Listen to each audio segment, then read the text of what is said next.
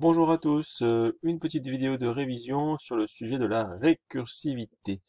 Alors j'ai préparé quelques fonctions récursives pour voir avec vous comment elles fonctionnent, qui reprennent à peu près presque tous les cas que vous pourrez rencontrer sur les différents exercices que nous allons faire. Donc premier exemple ici, la fonction rec1 qui va nous permettre de compter combien de fois la fonction va être appelée pour atteindre 0 en fonction de la valeur initiale PCPT ici. Donc comment ça fonctionne? On a une valeur initiale qui va être positive. À chaque appel, on va diminuer cette valeur et à chaque appel, on va incrémenter le compteur de 1. Quand la fonction va arriver à la condition d'arrêt ici, CPT inférieur ou égal à 0, on va renvoyer 0 qui va se cumuler avec tous les 1 correspondant aux appels successifs. Donc si je prends l'exemple de l'appel ici, si j'appelle frec1 avec un paramètre à 10, elle va donc s'empiler 10 fois et je devrais recevoir comme valeur ici 10, ce qui est bien le cas quand j'exécute ma fonction. Donc ici on a pu voir que en mettant 1 plus l'appel, on va compter combien de fois l'appel se fait. Petite variante, si on veut cumuler toutes les valeurs des paramètres qui vont s'empiler, il ne faut pas incrémenter de 1, mais il faut bien incrémenter ici du nombre reçu en paramètres. Ça veut dire que rec2 en paramètre 10, on va faire 10 plus le résultat de rec2 en paramètre 9, qui lui va être 9 plus rec2 paramètre 8, et ainsi de suite, jusqu'à arriver à rec0. Et rec0, lui va renvoyer 0, et je vais cumuler le 0 avec le 1, avec le 2, avec le 3, et ainsi de suite au retour, ce qui nous donne à l'appel, toujours avec le paramètre 10 ici, la valeur 55. Petite fonction supplémentaire, où cette fois on passe en paramètre une liste de valeurs. Donc la liste, hein, je l'ai préparée ici, qui contient les valeurs 10, 20, 30 jusqu'à 100. Donc cette liste-là, on va boucler la condition d'arrêt, enfin, on va faire un appel récursif jusqu'à atteindre la condition d'arrêt d'une liste vide.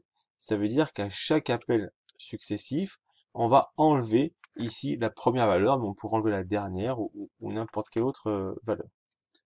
Donc quand j'arrive à la fin de la liste, j'affiche fin de liste et je retourne la valeur 0. Je tourne la valeur 0, c'est pas très important ici puisque c'est pas ce qu'on veut faire. Ce qui nous intéresse, c'est l'affichage de la liste. Et la valeur 0 est juste une valeur qu'on va renvoyer en fin pour dire que l'exécution s'est bien terminée. Donc là, quand j'arrive à la fin de liste, j'affiche fin de liste. Mais si j'ai ma liste qui n'est pas vide, j'affiche la première valeur de ma liste, et j'appelle ma fonction de manière récursive pour la liste tronquée de la première valeur. Et une fois que je fais ça, je suis en attente que cette exécution-là successive s'arrête pour reprendre la main et m'arrêter. Ça veut dire que là, d'abord j'affiche et après je fais un appel récursif. Ça veut dire que je vais d'abord afficher mes plus petites valeurs, puis après afficher les valeurs suivantes. Ça veut dire que quand j'appelle rec3, c'est ici le résultat de l'exécution,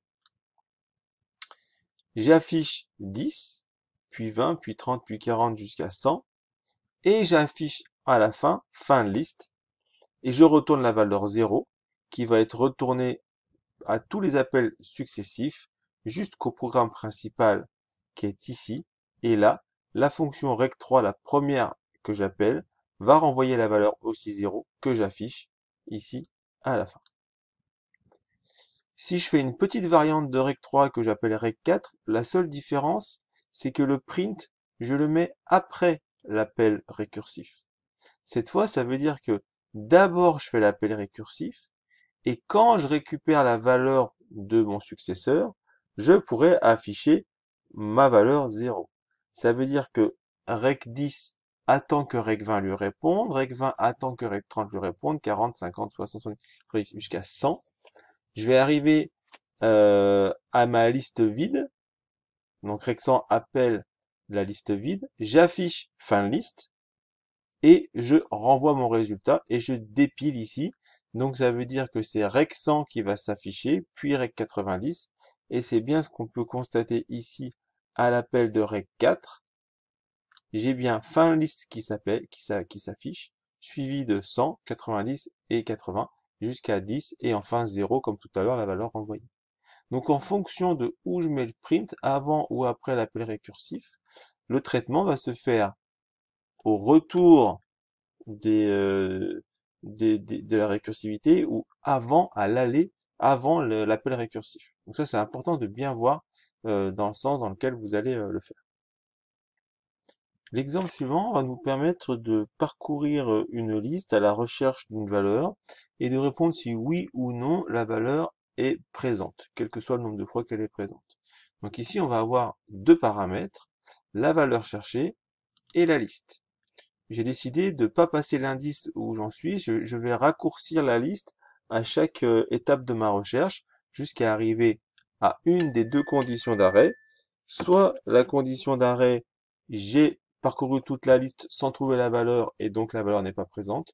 Soit la condition d'arrêt, je suis en train de parcourir ma liste, j'ai trouvé la valeur, donc j'arrête de chercher et je renvoie l'information comme quoi la valeur a été trouvée.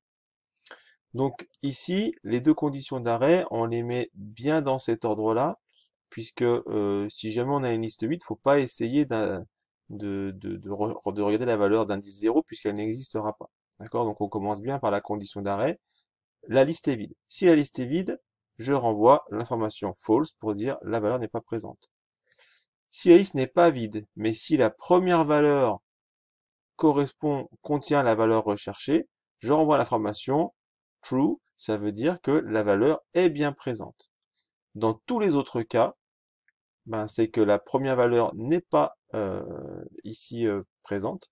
Donc je fais un appel récursif avec toujours la même valeur pval, mais cette fois la liste tronquée du premier élément de l'indice 0. Donc je vais de 1 jusqu'à la fin.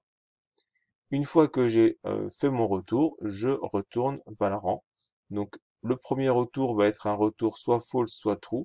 Et cette valeur retournée va être ici euh, retournée de manière récursive jusqu'à la première occurrence de recherche val qui aura été appelée.